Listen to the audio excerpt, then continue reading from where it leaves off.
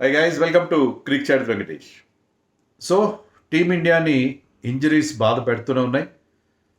తాజాగా Sai Sudharsan has been ruled out of the Sri Lanka series. Sai Sudharsan ఆఖరి నిమిషంలోనే టీంతో జాయిన్ అవుతాడని మనం ఎక్స్పెక్ట్ చేసాం.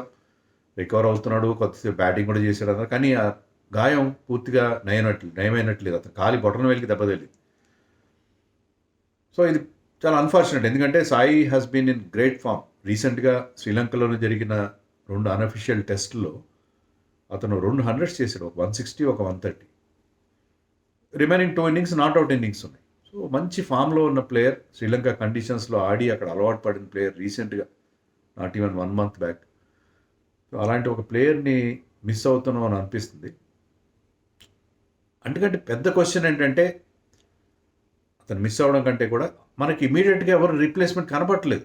మామూలుగా ఇండియన్ టీంలో వైట్ బాల్ ఫార్మాట్స్లో ఎలా ఉంటాయి, ఒక ప్లేయర్ కానీ అవైలబుల్ లేకపోతే అక్కడ ఒక పెద్ద క్యూ ఉంటుంది. ఆ క్యూలో ఒకరిని పికప్ చేయాలి. ఆ ఇంజర్డ్ అయిన ప్లేయర్ మళ్ళీ టీంలో వెనక్కి రావడానికి చాలా కష్టం అవుతుంది. కానీ రెడ్ బాల్ క్రికెట్లో అలా లేదు పరిస్థితి. దాని గురించే వీడియోలో మనం మాట్లాడదాం. అలాగే మన వాళ్ళు వార్మప్ మ్యాచ్ ఆడుతున్నారు శ్రీలంక 11తో. దాంట్లో పెద్ద గొప్పగా ఆడట్లేదు మన వాళ్ళు. దాని గురించి కూడా మాట్లాడదాం. 2 విషయాలు మాట్లాడదాం. ఫస్ట్ అండ్ ఫార్మోస్ట్, మన టెస్ట్ బ్యాట్స్మెన్ ఏమైపోయారు, ఎక్కడున్నారు? పుజారా రిటైర్ అయ్యి ఎన్ని సంవత్సరాలు అయింది? 3 ఏళ్ళు అవుతుంది ఆల్మోస్ట్. కానీ ఇప్పటి వరకు అతనికి రీప్లేస్మెంట్ మనకి దొరకట్లేదు. నెంబర్ 3లో ఎంతమందిని ఆడించాం? ఇదే సాయి సుదర్శన్, పడిక్కల్, వాషింగ్టన్ సుందర్, కరుణ్ నాయర్, ఎంతోమందిని ఆడించాం, ఎంతోమందిని ట్రై చేశాం. కానీ ఎవరు కూడా నెంబర్ 3లో ఫర్మ్గా, ఓకే మొన్న రీసెంట్గా సాయి బాగానే బ్యాటింగ్ చేసి ఒక 80 చేశాడు against Afghanistan. But how valuable that 80 against Afghanistan on Indian pitches అనేది కూడా ఆలోచించాలి. సో మనకి అదే కాదు, రహానే ప్లేస్ అలాగే ఉంది మనకి. అంటే ఇప్పుడు ఉన్నవాళ్ళు ఉన్నారు, బాగానే ఉన్నారు.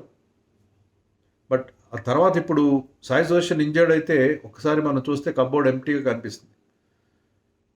There are certain people who have scored runs in domestic, కానీ వాళ్ళు రెడీమేడ్గా ప్రెస్సింగ్ క్లెయిమ్ లేదు.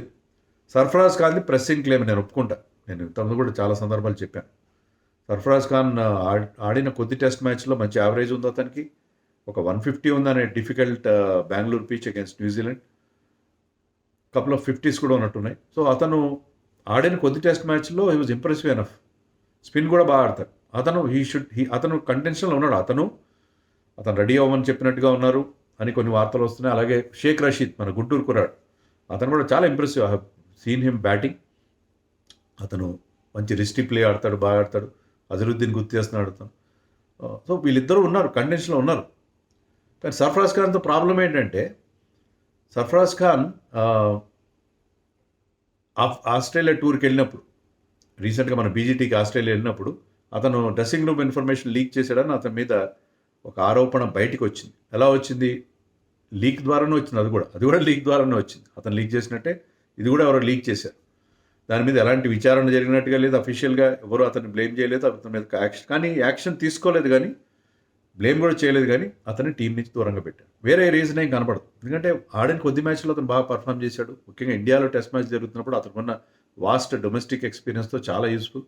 స్పిన్ బాగా ఆడతాడు, స్వీప్ షాట్లు కొడతాడు, బాగా రివర్స్ స్వీప్లు కొడతాడు, కట్ షాట్స్ కొడతాడు. Very good square of the wicket. డొమెస్టిక్లో బౌల్డ్ రన్స్ చేసిన ప్లేయర్గా అతనికి ఆ వాల్యూ ఉంటుంది. మనకి ఇప్పుడున్న పరిస్థితుల్లో వీ నీడ్ హిమ్. కానీ ఎందుకనో అతను, Gautam Gambhir or maybe team management ఏమనుకుందంటే, ఇతను డ్రెస్సింగ్ రూమ్ ఇన్ఫర్మేషన్ లీక్ చేస్తున్నాడు, అతను పక్కన పెట్టాలి. ఎన్ని సంవత్సరాలు పక్కన పెడతారు? మ్యాచ్ ఫిక్సింగ్ ఆరోపణలు వచ్చిన వాళ్ళు, మ్యాచ్ ఫిక్సింగ్ చేసినట్టుగా ఆరోపణలు వచ్చిన వాళ్ళు కూడా, వాళ్ళని కూడా వెనక్కి తీసుకున్నారు. కొన్ని పనిష్మెంట్స్ ఉంటాయి, కొన్ని సీరియస్ సస్పెన్షన్స్ ఉంటాయి. కానీ ఒక చిన్న ఇష్యూకి ఎన్ని సంవత్సరాలు పక్కన పెడతారు అతను, నాకు అర్థం కాదు. బహుశా ఎప్పటికైనా అతన్ని మళ్ళీ టీంలోకి తీసుకొచ్చి, ఎందుకంటే గతంలో మనం చూసాం, when Indian team was winnowing, Agarkar కానీ గౌతమ్ గంభీర్ కానీ మేమేం చేసినా చెల్లిపోతుంది అన్నట్టుగా ఉండేవారు.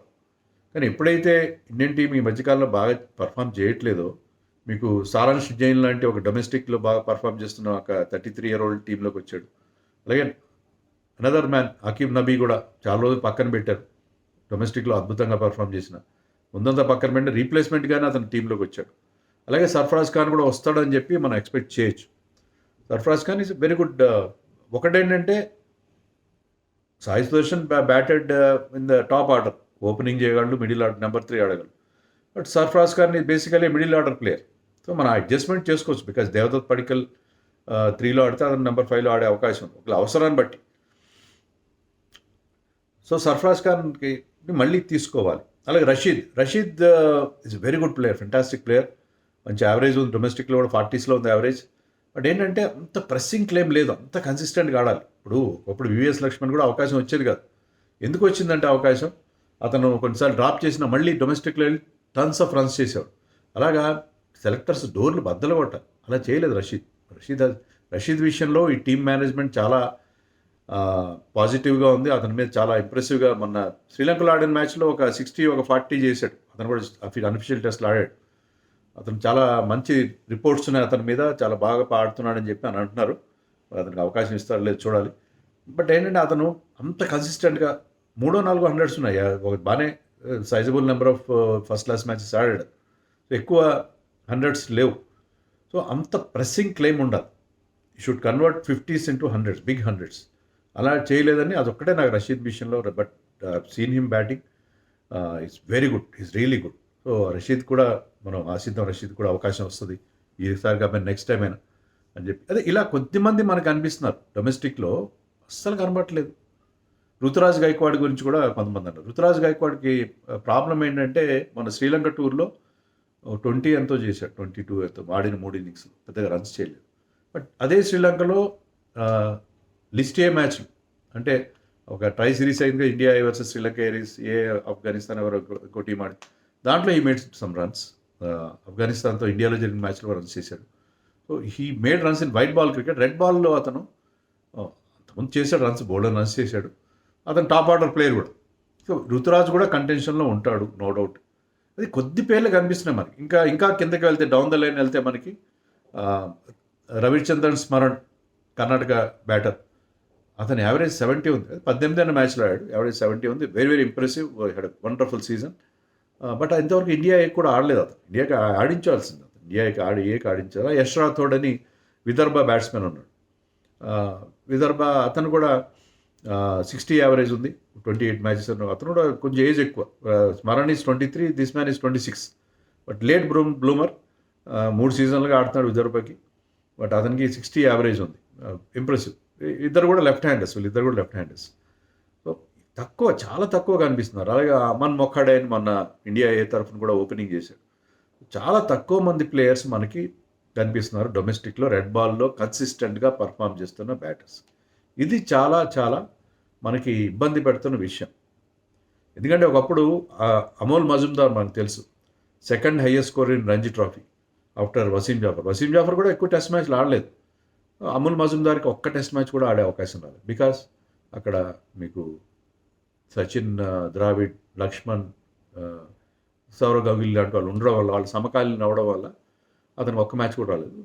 మన ME Sridhar from Hyderabad also same case, అతను 100 కూడా చేశాడు రంజీ ట్రోఫీలో.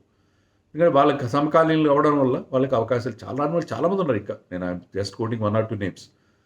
అలాంటి పరిస్థితుల్లో ఈవెన్ వీరేంద్ర సెహ్వాగ్ కూడా అతన్ని అకామిడేట్ చేయలేక మిడిల్ ఆర్డర్లో ఓపెనర్గా దించాడు సౌరవ్ గంగూలీ. అతనికి మంచి భరోసా ఇచ్చాడు.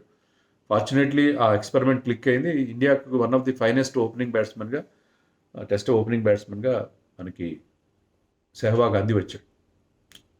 సో ఒకప్పుడు పరిస్థితి అది. ఇప్పుడు ఏంటంటే మనం తడువుకోవాల్సి వస్తుంది. ఒక బ్యాట్స్మెన్ ఇంజర్డ్ అయితే అతను రీప్లేస్మెంట్ ఎవరా అని మనం ఆలోచించాల్సిన పరిస్థితి మనకు అనిపిస్తుంది. This is very unfortunate. So domestic క్రికెట్లో, ముఖ్యంగా రెడ్ బాల్ క్రికెట్ విషయంలో బీసీసీ అర్జెంటుగా చాలా ఫోకస్ పెట్టాలి అనేదానికి ఇది పెద్ద ఎగ్జాంపుల్. ఎందుకంటే ఒక్కసారి సాయి సుదర్శన్ ఇంజర్డ్ అయితే ఎవరు అతని రీప్లేస్మెంట్ అంటే మనకి we are immediately not able to come up with the right answer. ప్రతి ఒక్కరికి నేను చెప్పినట్టు సర్ఫరాజ్కి ఏదో ఇష్యూస్ ఉన్నాయి, రషీద్కి ఇష్యూస్, అందరికీ. సో ఖచ్చితంగా ఎస్, అతను లేకపోతే మనకు రెడీగా ఒక ప్లేయర్ ఉన్నాడని లేని పరిస్థితి మనకు అనిపిస్తుంది. This is very very unfortunate. మనం టెస్ట్ల విషయంలో, రెడ్ బాల్ విషయంలో ఫోకస్ ఎలా పెట్టాలనేదానికి ఇది ఒక మార్గదర్శనం. ఇక ఈ మ్యాచ్ విషయానికి వస్తే Devdutt Padikkal batted really well. ఎందుకంటే అతను కూడా ఆ మ్యాచ్ అక్కడ శ్రీలంక అన్అఫిషియల్ టెస్ట్లు ఆడాడు కాబట్టి శ్రీలంక అతను scored some runs under the belt ఎలా ఉంటుంది అనేది అందుకని ఈ వాజ్ వెరీ ఫ్లూయెంట్. ఒక మంచి 100 చేశాడు, మళ్ళీ రిటైర్డ్ అయ్యి వచ్చాడు, మంచి బ్యాట్స్మెన్ అవుట్ అయ్యేసారు, మళ్ళీ రావాల్సి వచ్చింది, స్టిల్ స్కోర్డ్ వెల్. దానివల్ల ఏంటంటే సాయి సుదర్శన్ లేకపోవడంతో ఇమీడియట్గా మనకి ఇన్ఫార్మ్ బ్యాట్స్మెన్ ఒక అతను మనకి రెడీగా అవైలబుల్గా ఉన్నాడు. అది మనకి నెంబర్ 3లో పడిక్కల్. ఇంతవరకు 2 టెస్టులు ఆడాడు, ఒక 50 మాత్రం చేశాడు 2 టెస్టులు. ఇప్పుడు రెడీగా అతను మనకి అవైలబుల్గా ఉన్నాడని మనకి ఒక నమ్మకం కలిగింది. But what about others? Yashasvi Jaiswal wide డెలివరీని second ball that you faced, second ball వదిలేయచ్చు కదా వైడ్ డెలివరీ.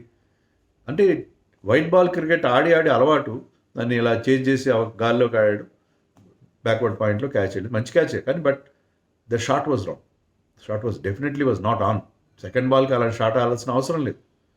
మీరు ఇక్కడ ఆడుతుంది ఎందుకు, వార్మప్ మ్యాచ్ ఆడుతుంది to get some game time in the middle. మీరు ఇన్ ద మిడిల్ ఆడి కాసేపు సెంటర్ వికెట్ ప్రాక్టీస్ కోసం ఆడుతున్నారు. మీరు రాగానే సెకండ్ బాల్కి అయితే అగ్రెసివ్ షాట్ ఆడాల్సిన అవసరమే ఉంది. Same applies to Rishabh Pant. Rishabh Pant ఎప్పటికీ పాఠాలు నేర్చుకోడు. ఇక్కడ కూడా అతను కూడా చాలా కాలంగా ఐపీఎల్ తర్వాత ఎలాంటి క్రికెట్ ఆడలేదు. వచ్చి కాసేపు నిలదొక్కుని ఆడితే బాగుండేది కదా. 5 బాల్స్ ఆడాడు, ఒక బాల్ లిఫ్ట్ చేశాడు, లక్కీగా అది ఫీల్డర్కి వెళ్ళేది, నెక్స్ట్ బాల్ లిఫ్ట్ చేసి లాంగ్ ఆఫ్లో క్యాచ్ వెళ్ళింది, అవుట్ అయిపోయి వెళ్ళిపోయాడు. ఎలా వచ్చాడో అలాగే నిష్క్రమించాడు. ఏంటిది Rishabh Pant when he will learn? Australia టూర్లో కానీ ఇటీవల చాలా సందర్భాలు చూశాను. అంటే నేను అగ్రెసివ్గా ఆడగలను, ఎక్కడైనా షాట్లు కొడతాను. షాట్లు కొట్టు, కొంత టైం తీసుకో. This is red ball cricket. కొంత టైం తీసుకున్నాడు. అబ్సల్యూట్లీ రబిష్, దారుణమైన షాట్స్ అతను ఆడింది. సో అలాగే ధ్రువ్ జురెల్ కూడా పెద్దగా రన్స్ చేయలేదు. ఓకే, ధ్రువ్ జురెల్ నేను ఎందుకంటే ధ్రువ్ జురెల్ కూడా 100 ఇన్ అగైన్స్ శ్రీలంక, బిగ్ 100 140 అంతా చేశాడు. బట్ ఓవరాల్గా మన బ్యాట్స్మెన్ ఈవెన్ రాహుల్ లుక్డ్ రస్టీగా కనిపించాడు. 40 చేశాడు కానీ అది టిపికల్ రాహుల్ ఇన్నింగ్స్ కాదు. అంటే అతను చాలా రోజులు cricket Audi and the shot he played to get out అవసరం లేదు. ఒక స్లాగ్, టిపికల్ స్లాగ్ ఆడాడు against off spinner and he was bowled. So Rahul కూడా అలా ఆడడం ఏంటి నాకు అర్థం కాలేదు. సో మన బ్యాటర్స్ టోటలీ వాళ్ళు, మన బౌలర్స్ బాగా బౌలింగ్ చేశారా? అంత ఇంప్రెసివ్ ఏం లేదు. Fast bowlers they took it easy, పెద్దగా ఎఫర్ట్ పెట్టలేదు. Spinners first day pitch okay, Manav Suthar was impressive. Gurnoor Bumrah second spell చాలా లాస్ట్లో మంచి స్పెల్ వేశాడు, చాలా అగ్రెసివ్గా షార్ట్ పిచ్ డెలివరీస్తో ఇబ్బంది పెట్టాడు. ఒక వికెట్ కూడా వచ్చింది అతనికి. But Kuldeep was impressive. ఎందుకు కుల్దీప్ యార్క్షైర్కి ఆడుతున్నాడు, కౌంటీ క్రికెట్ ఆడి వచ్చాడు. ఆ రిధంలో కనిపించాడు Kuldeep. Got couple of wickets also. Ravindra Jadeja కూడా 2 వికెట్లు వచ్చినాయి. బట్ ఓవరాల్గా వాళ్ళు 350 పైన కొట్టి డిక్లేర్ చేశారు. సో మనం శ్రీలంక ఏ టీం మీద అంత ఇంప్రెసివ్గా మన బౌలర్స్ పర్ఫామ్ చేయలేదనేది దాచేస్తే దాగని సత్యం. ఫస్ట్ డే పిచ్ అయినా కాస్త ఫ్లాట్ వికెట్, స్లో వికెట్, చాలా స్లో వికెట్ అది. బట్ స్టిల్ మన బౌలర్స్ అలాంటి అపోజిషన్కి అగెన్స్ట్గా శ్రీలంక బీ టీమ్ మీద మనం డిస్మిస్ చేయలేకపోయాం. That was definitely a failure by our bowlers అనే చెప్పాలి. శుభ్మన్ గిల్ ఇంజరీ అంత సీరియస్ కాదంటున్నారు. ఓకే, టెస్ట్ మ్యాచ్ ఆడతారు, ఇక్కడైతే మ్యాచ్ ఆడలేదు. బట్ ఓవరాల్గా మన బౌలర్స్ కానీ బ్యాట్స్మెన్ కానీ అంతగా ఇంప్రెస్ చేయలేదు. సరే, గున్నూర్ బుమ్రా ఆఖరిలో వచ్చుకొని 6లు కొట్టాడు, మంచిదే. కానీ అతన్ని మళ్ళీ ఒక ఇర్ఫాన్ పఠాన్ చేయకుండా ఉంటే సంతోషం. Let him concentrate on his bowling, is doing well. Saransh Jain కాస్త లేట్గా పంపించారు. Even Siraj was sent ahead of him.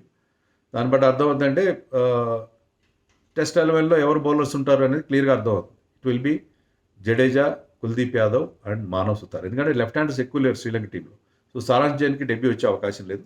ఈ ముగ్గురుతోనే వెళ్తారు. ఎందుకంటే Saransh Jain is an all-rounder. But Siraj కంటే కుల్దీప్ కంటే ముందు ఆడాల్సిన వాడు, కానీ అతను కాస్త వెనక్కి పంపించారు. And batted impressively enough. Bowling కూడా బాగానే చేశాడు, నాట్ థరోలీ ఇంప్రెసివ్. బట్ ఓవరాల్గా మన బౌలర్స్ కానీ బ్యాట్స్మెన్ కానీ ఫస్ట్ 2 days డిసప్పాయింట్ చేశారు. ఇప్పుడు కూడా లంచ్ అయింది, లంచ్ టైంకి 3 వికెట్లు తీశారు మన వాళ్ళు. బట్ ఓవరాల్గా మన టీం ఆశించిన స్థాయిలో అయితే పర్ఫామ్ చేయలేదు. రెడ్ బాల్ క్రికెట్లో we have a long way to go. చాలా చాలా ఆందోళనకరంగా ఉంది మన వాళ్ళ పర్ఫార్మెన్స్ అనే విషయంలో. మీకు ఎవరికైనా డౌట్ ఉందో? నాకైతే ఏం డౌట్ లేదు.